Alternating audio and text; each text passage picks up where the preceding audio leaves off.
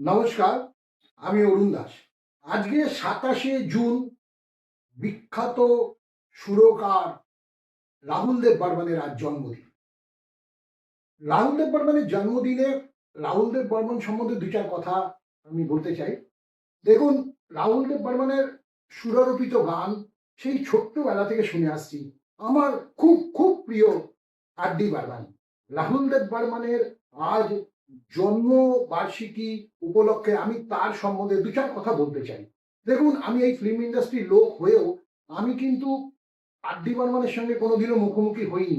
এটা আমার জীবনে একটা আক্ষেপ থাকে বা তার সঙ্গে কোনো রকম সাক্ষাৎ করতে পারিনি। আমার খুব ইচ্ছা ছিল।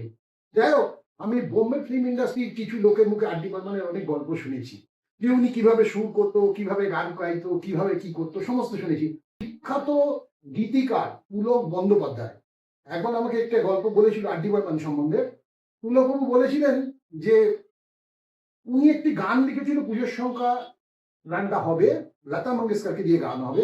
সেই জন্য উনি বম্বে যায়। আর.ডি. বর্মনের বাবা শচীন দেব বর্মনকে দিয়ে গানটা সুর করাবে। গানটা শুনে শচীন দেব বর্মনের খুব পছন্দ হয়েছিল, কিন্তু গানটা উনি করবার জন্য, ওনার সুর দেওয়ার জন্য উনি ঠিক রেডি ছিল না বা কোনো কারণে হয়তো করেনি। তখন বলেছিল যে, পুলক তুমি পঞ্চমকে নাও, আমার ছেলেকে দিয়ে সুরটা কর। পুলকদা পঞ্চমের সঙ্গে বসে, মানে আর.ডি. বর্মনের সাথে বসে অনেক কথাবার্তা বলার পর গানের কথাটা শোনায় এবং পুলকদা শোনানোর পর গানটা আর.ডি. বর্মনের পছন্দ হয় এবং বলেছিল আমি এই সুর দেবো, পুজোর সংখ্যার গান, লতা মঙ্গেশকর গাইবে, আমাকে জাস্ট ২টো দিন টাইম দিন, আমি সুরটা করব।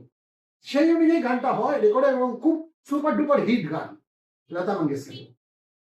তা পুলকবাবুর মুখে বহু কথা আমি আরো শুনেছিলাম আর.ডি. বর্মনের সম্বন্ধে। তো এই আর.ডি. বর্মনের আজ জন্মদিন, তাকে শ্রদ্ধার্ঘ্য জানিয়ে তার সুররোপিত, তার গাওয়া গানের দুটো লাইন আমি জাস্ট গাইতে চাই। হারালো তো চোখের সাথী, ঘনিয়ে এলো দুঃখের রাতি, হারালো তো সুখের সাথী, ঘনিয়ে এলো দুঃখের রাতি। ওরে মাঝি রে তুই ভালোবেসে কাটাই পেলি ফুলে, যাবি রে ভেসে